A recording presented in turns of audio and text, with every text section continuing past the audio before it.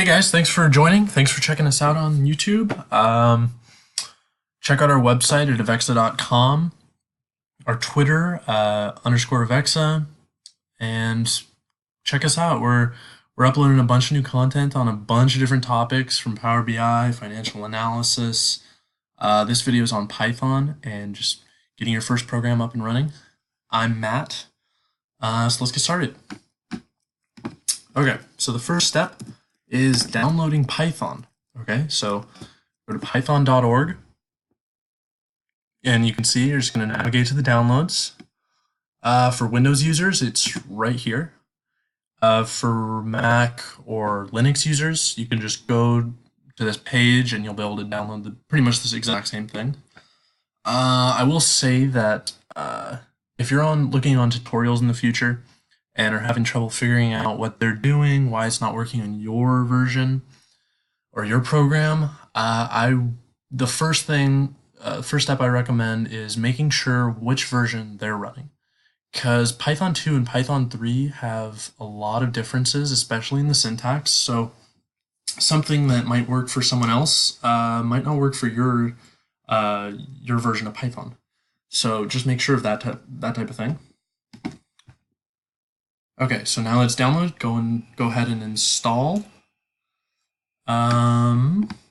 Just click install now. For those people that are familiar with the path environment variable, we're not going to be worrying about that, and I'll just quickly explain what that is. The path environment variable basically allows your computer to tell where to look for Python. So when you go to the command line and try to run your Python program, does it know where Python is? Because if you're not in the same directory as Python, it won't be able to run your program. It won't be able to interpret your program. But by putting it on the path environment variable, where this installation is, you'll be able to easily run Python programs from anywhere you are in the command prompt. And that might not make sense to you, but maybe later on it will. For now, again, just ignore it. If you follow my steps exactly, you will not have to worry about it, and it'll just automatically be added to your environment variable. Okay, awesome. Setup was successful. We're done. Boom. No, I'm kidding. Now we have to create our Python program. Let's see how we do that. Okay. Just open up any plain text file, Notepad, Notepad++, doesn't really matter.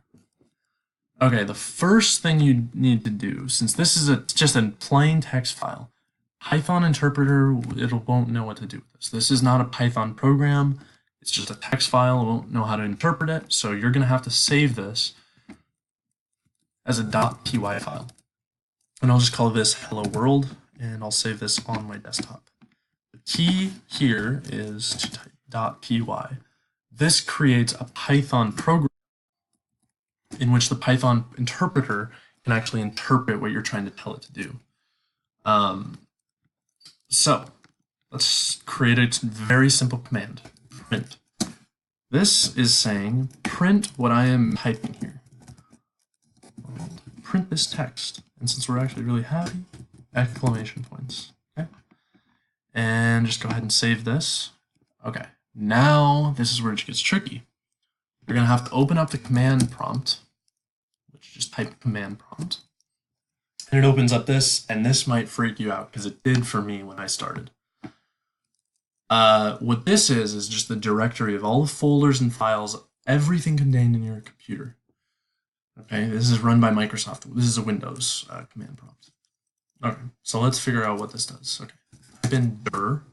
You can see that there's a bunch of different files, and directories. Directories are basically folders.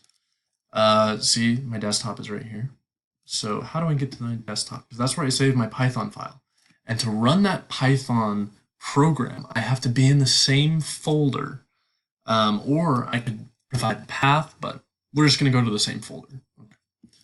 To do that, to navigate to that folder, cd desktop. Now you're in the desktop folder. And you can see, if you type in dir, you can see that your file is right there, hello world.py. Boom. Okay, now that you're in the same folder, you can run that program. You can do that by typing Python hello world.py.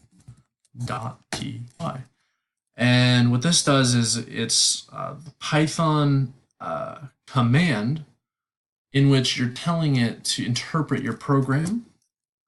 Oh no! Look at that. We have our first error. You've come across your first error in Python, and it will happen a lot.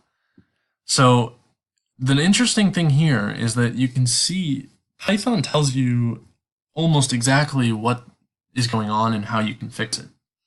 So you can see here, there's a syntax error, which means there's a few different errors, but a syntax error means that you're just typing it in wrong. Now the logic's not wrong, but you're literally typing it in wrong. Okay, you're missing a parentheses in the call to print on line 1. Parentheses to print. Oh, you have to, and if you look this up, you'll have to put parentheses around hello world. This is the first example of how Python 2 and Python 3 are different.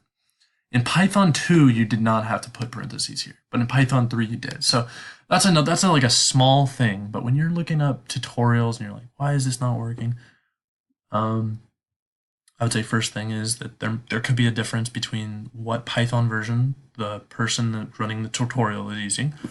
But the best place to find out what exactly is the problem is actually in the command prompt when you're running the program. It's telling you there's a syntax error, telling you you're missing parentheses, and it's even telling you, did you mean print hello world? Putting the parentheses there. Okay, so let's go back to our program, add the parentheses, and let's see if this works.